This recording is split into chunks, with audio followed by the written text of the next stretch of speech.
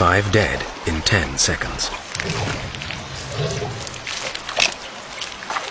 The gazelles are cautious. Eventually, one of the females braves the water's edge. The water is too low for crocodiles to get close enough unseen. But there's a narrow channel in the middle of the river that's still deep enough to house a hungry croc. If the gazelle can keep solid ground beneath its hooves, it will be too quick for the crocodiles. More of the gazelles pluck up courage.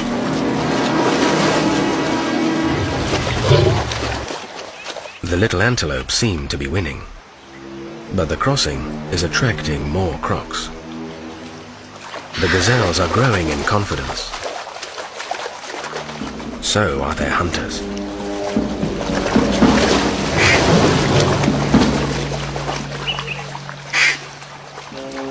Incredibly, the rest of the group continue with their crossing as the armored giants devour their companion. It's like the crocs are just tree trunks,